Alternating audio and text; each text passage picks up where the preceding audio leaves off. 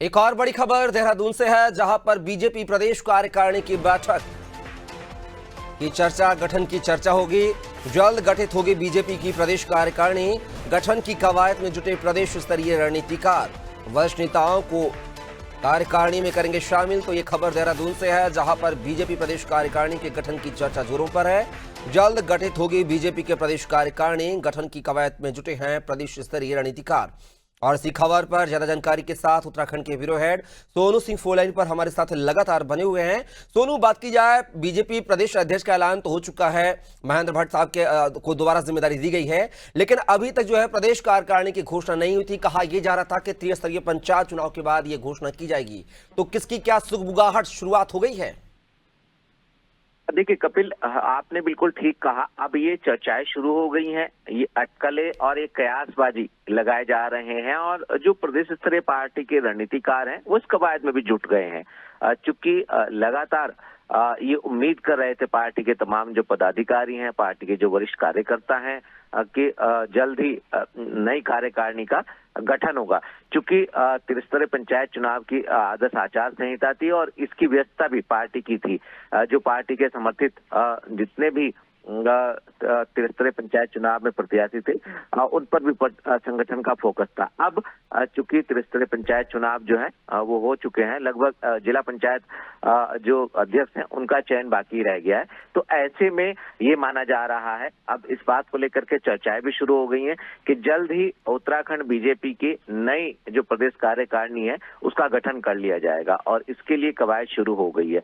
ये चर्चाएं भी हो रही हैं और सभी वरिष्ठ नेताओं के, उनके पार्टी के अपने अनुभव, उनका व्यवहार, क्षेत्रीय संतुलन, जातीय संतुलन और खास तौर पर आगामी पार्टी के कार्यक्रमों को लेकर के, और इसके साथ साथ कपिल आने वाले समय में जब साल 2027 में उत्तराखंड में विधानसभा के चुनाव होंगे उसको ध्यान में रखते हुए जो नई प्रदेश कार्यकारिणी का गठन है वो किया जाएगा।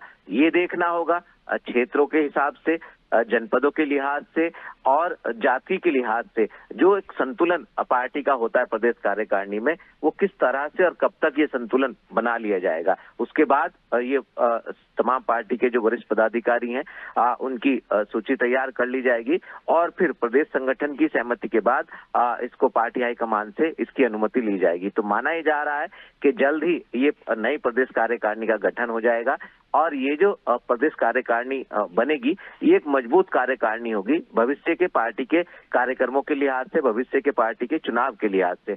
अब देखना होगा कि आखिर ये जो पूरा का पूरा वर्क है ये कब तक पार्टी के रणनीतिकार कर लेंगे और कितना संतुलन जो है, कितना संतुलित प्रदेश की नई कार्यकारिणी जो है वो देखने को मिलेगी।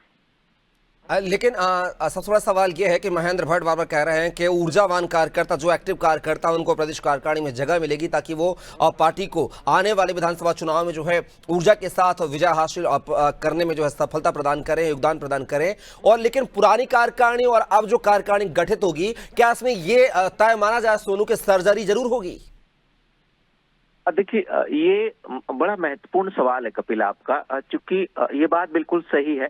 अगर पार्टी हाईकमान से लेकर प्रदेश स्तर तक और जनपद स्तर तक अगर आप पार्टी की कार्य संस्कृति पर गौर करेंगे तो निश्चित तौर पर पार्टी के जो रणनीतिकार हैं, पार्टी के जो नीति निर्धारण करता है, वो सभी युवा चेहरों पर ज्यादा फोकस कर रहे हैं। क्योंकि मौजूदा जो प्रदेश कार्यकारिणी है उसमें कई वरिष्ठ पार्टी के नेताओं को भी जिम्मेदारी दी गई है।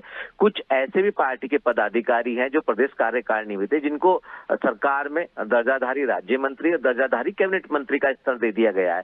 तो ऐसे जो पार्टी के पदाधिकारी हैं, जो पार्टी के नेता हैं, उनको बाहर का रास्ता भी दिखाया जाएगा इस प्रदेश कार्यकारिणी में जो उनको पद दिए गए थे। और जो युवा चेहरे हैं, खास तौर से मातृशक्ति, युवा चेहरे, और इन्हीं को कहीं ना कहीं आधार बनाया जा सकता है, इस तरह की भी चर्चाएं चल रही हैं। अब देखना होगा कि आखिर पार्टी अपनी रणनीति के तहत कितने युवा चेहरों को प्रदेश कार्यकारिणी में शामिल करेगी और इसके साथ साथ जो मातृशक्ति है उसको कितना तर्जो दी जाएगी, और इसके अलावा जो वरिष्ठ पार्टी के नेता हैं, जो पार्टी के पदाधिकारी हैं, जो पार्टी के वरिष्ठ सदस्य हैं, इनको कितनी तर्जो दी जाएगी ये देखना होगा। चलिए सोनू, बिल्कुल कहीं ना कहीं नई कार्यकारिणी से देखना होगा कि महेंद्र भट्ट की नई जो कार्यकारिणी है, नई टीम है, वो कैसी होगी।